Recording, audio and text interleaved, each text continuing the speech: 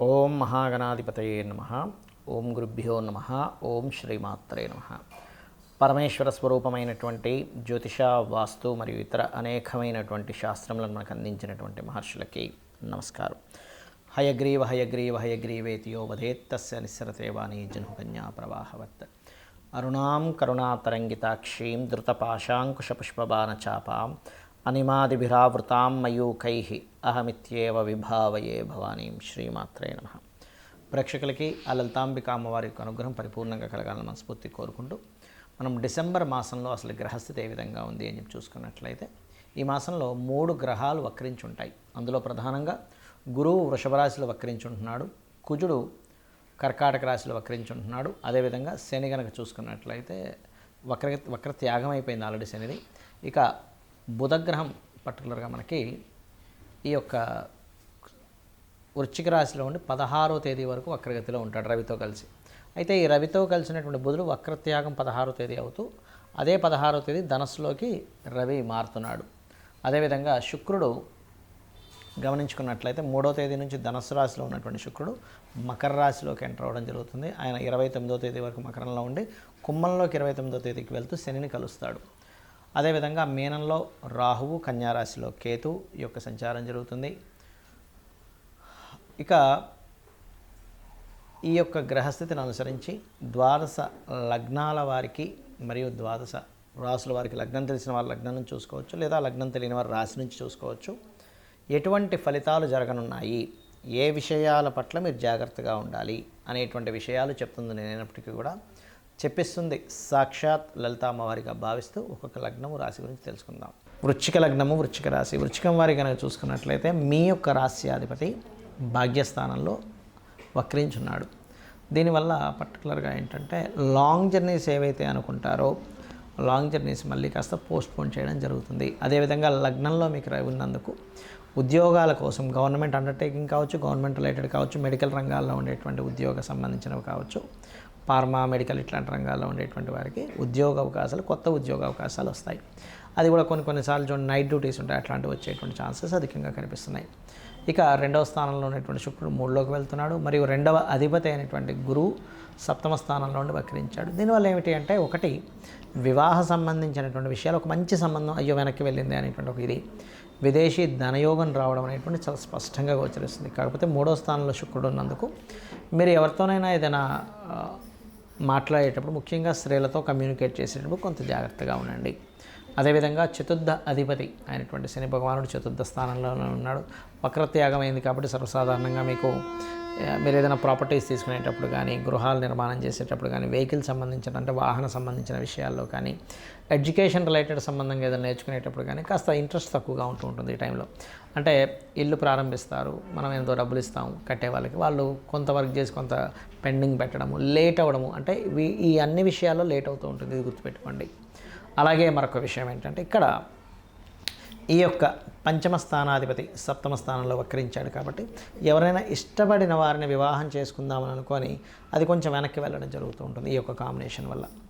అదేవిధంగా మరొక విషయం ఏంటంటే, ఇక్కడ పర్టికులర్గా కోర్టు వ్యవహారాలకు సంబంధించినటువంటి ఏవైతే ఉంటాయో అవి కొంచెం లీగల్ ఇష్యూస్ ఇవన్నీ కూడా కొంచెం కాంప్రమైజ్ చేసుకుందాంలేండి అనేటువంటి మాట మీకు వినబడుతూ ఉంటుంది. మరియు అదేవిధంగా 5వ స్థానంలో రాహు ఉన్నాడు కాబట్టి సంతానం కోసం ప్రయత్నం చేసేటువంటి వారు కాస్త జాగ్రత్తగా ఉండాలి.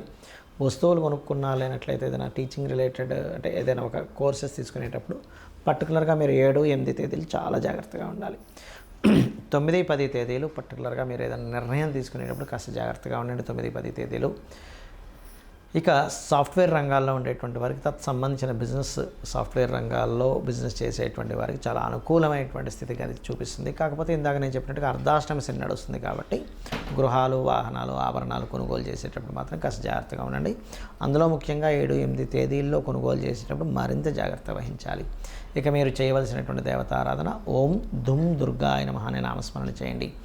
గోవుకి 4 ఉండలు లాంటి 4 తీపి ఉండలు లాంటివి కానీ, లేనట్లయితే అలా నువ్వులు ఉండలు పెట్టకండి ఎప్పుడు కూడా. గోవుకి బెల్లపు ఉండల్ని గోవు తినిపించండి. ఓం దుమ్ దుర్గాయ నమః అనే నామస్మరణ చేయండి. అన్ని విధాలా మీకు బాగుంటుంది. చాలామంది నన్ను అడుగుతుంది ఏంటంటే, వాళ్ళ జన్మజాతకాల్లో ఏదైనా వక్రగ్రహం ఉన్నట్లయితే ఏమిటి ఫలితం అని అడుగుతున్నారు. ఇది నాడీ ఆస్ట్రాలజీలో మనకు చూడండి, చాలామంది జాతకాల్లో ఈ పలానా గ్రహం వక్రించిందండి, ఈ పలానా గ్రహం అంటే శని కావచ్చు, గురువు కావచ్చు, వీళ్ళు వక్రించారని చెప్తుంటారు. అయితే ఇక్కడ ఏంటంటే ఫస్ట్ ఆఫ్ ఆల్ మనం అర్థం చేసుకోవాల్సింది, రాహువు కేతువు ఈ రెండు ఎప్పుడు వక్రగతిలోనే ఉంటాయి, అంటే వెనక్కి తిరుగుతూ ఉంటాయి.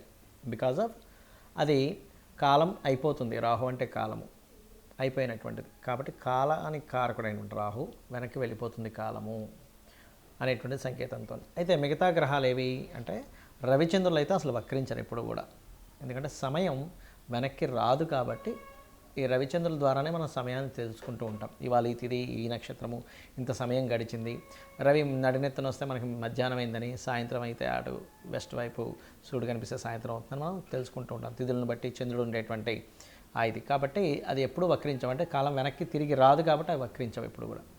అయితే మిగతా గ్రహాలు ఏవైతే ఉన్నాయో, వక్రించిన గ్రహంతో సమయంలో పుట్టారు వ్యక్తి అంటే దానికి చాలా పెద్ద విషయం ఉంటుంది. ఎలా అంటే ఒక ఉదాహరణకి ఈ శని వక్రించాడు అనుకోండి, ఏ గ్రహమైనా ఒకటే గుర్తుపెట్టుకోండి, మీ జన్మజాతకంలో వక్రించినప్పుడు ఉన్న స్థలం కంటే కూడా వెనకాతలు ఉండేటువంటి రాశితో సంబంధాలు పెట్టుకుంటాయి అవి. అంటే ఒక్కొక్కసారి ఆ వక్రించడం వల్ల మంచి జరుగుతుంది, ఒక్కొక్కసారి ఇబ్బంది ఉంటుంది. ఎలా అంటే ఉదాహరణకి మేషరాశిలో శని, మేషరాశి కాకుండా మేషరాశి తర్వాత అయినటువంటి రాశిలో శని భగవానుడు వక్రించాడు, అంటే వృషభంలో శని వక్రించాడు. వక్రించడం వల్ల అనవసరంగా నీచ ఫలితాలు పొందుతాడు. అదే మేషరాశిలో శని వక్రించాడు అనుకోండి, అప్పుడు నీచత్వం కోల్పోతాడు. అదేవిధంగా ఉచ్చస్థానానికి కూడా అదే వర్తిస్తుంది. ఉదాహరణకి తులారాశిలో శని వక్రించాడు అనుకోండి, అప్పుడు ఉచ్చస్థానం యొక్క ఫలితాలు కోల్పోతున్నాడు. కానీ వృశ్చికంలో వక్రిస్తే ఆయన ఉచ్చస్థానంలోకి వెళ్తున్నాడు. ఏదైనా ఒక గ్రహం కనుక వక్రించినప్పుడు తను ఏ రాశిలో ఉండి వక్రించాడో అది అదృష్టానికి దారితీస్తుందా, ఇబ్బందికి దారితీస్తుందా అనేటువంటి చూడాలి. ముఖ్యంగా ఏదైనా ఒక గ్రహం వక్రించిందంటే పాస్ట్ లైఫ్లో మిగిలిపోయినటువంటి విషయాలు ఈ లైఫ్లో పర్టికులర్గా ఆ జన్మనెత్తి ఆ వ్యక్తి ఆ కర్మను తీర్చుకోవడానికి వచ్చాడని అర్థం చేసుకోవాలి. ఎలా అంటే శని దగ్గర నుంచి తీసుకుంటే, శని ఎవరికైనా వక్రించాడు అనుకుంటే రెండు ప్రొఫెషన్స్ చేస్తారు చాలామంది, 2 ప్రొఫెషన్స్, అందులో డ్యూయల్ సైన్లో ఉంటే ఇంకా గ్యారంటీగా అవుతుంది. అదే జీవుడు వక్రించాడు, గురువుకి సంబంధించిన కొంత సేవ, గురువులకు సంబంధించినటువంటిది కొంత మిగిలిపోయింది ఆయనకి, జ్ఞానాన్ని పంచే విషయంలో కానీ గురువులకు సేవకు సంబంధించిన విషయంలో కానీ మిగిలిపోయింది. అంటే పాస్ట్ లైఫ్లో చేయాల్సిన గురుసేవ చేసుకోలేకపోయాడు.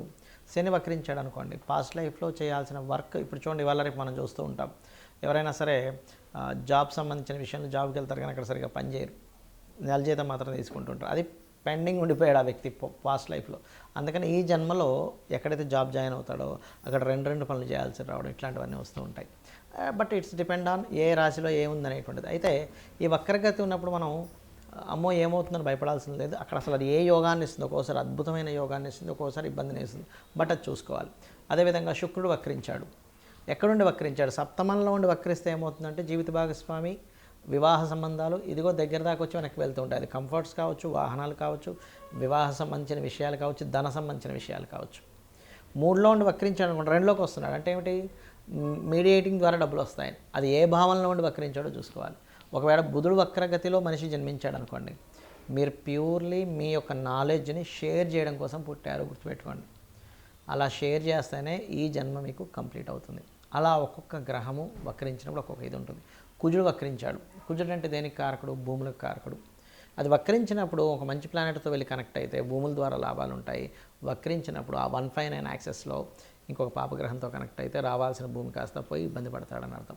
సో దానికి ఏం చేయాలంటే వక్రించిన గ్రహాన్ని మనం చూసినప్పుడు అది వెళ్ళి ఏ గ్రహాలతో కంజంక్ట్ అవుతుంది, ఏ గ్రహాలతో చూడబడుతుందో తెలుసుకొని దానికి సంబంధించిన రెమెడీ చేసుకుంటే ఈ వక్రగతి ఒకవేళ ఇబ్బందికరంగా ఉంటే ఆ ఇబ్బందికరమైన పరిస్థితులు తగ్గుతాయి.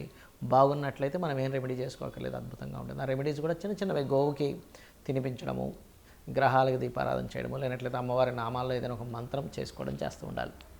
శని వక్రించాడు ఉదాహరణకి, శని వక్రగతి వల్లే ఇబ్బందులు వస్తున్నాయి అనుకోండి, ఎందుకంటే కర్మకారకుడు కాబట్టి వాళ్ళు చేయవలసిన మంత్రం ఏమిటంటే ఓం అనాకలిత సాదృశ్య చుబుక శ్రీ విరాజితాయ నమః. జుపిటర్ వక్రించి నీచ స్థానంలోకి వెళ్తున్నాడు, అలాంటప్పుడు జయ గురుదత్త, శ్రీ గురుదత్త అని నామస్మరణ చేయండి. బుధుడు వక్రించడం వల్ల ఇబ్బందులు ఎదుర్కొంటున్నారు మీరు, అందరికీ ఇబ్బందులు ఎదుర్కోవాలని లేదు. అది ఏదైనా నీచ స్థానంలోకి వెళ్ళినా పాపగ్రహాలతో కంజెక్ట్ అయినప్పుడు మాత్రమే అప్పుడు విష్ణు సహస్రనామాలు చేయండి, లేదా ఓం నమో నారాయణాయ అనే నామస్మరణ చేయండి. శుక్రుడు వక్రించాడు, లలితా సహస్రనామాలు చేయండి, లేదా ఓం శ్రీమాత్రే నమః అని చేసుకోండి. కుజుడు వక్రించాడు, ఇబ్బంది పడుతున్నారు మీరు, ఉదాహరణకి కుజ సంబంధంగా, అప్పుడు ఏంటంటే ఓం స్కందాయ నమః అని నామస్మరణ చేయండి. ఎందుకంటే వక్రగతి మీరు మీ పాస్ట్ లైఫ్లో చేయాల్సినటువంటి కొన్ని పెండింగ్ క్లియర్ చేసుకోవడానికి ఈ జన్మెత్తారని అర్థము. కాబట్టి ఇలా చూసుకొని చేసుకోండి. అన్ని విధాలా మీకు అమ్మవారి అనుగ్రహం ఉండాలని, కలగాలని మనస్ఫూర్తిగా కోరుకుంటూ శ్రీమాత్రే నమః.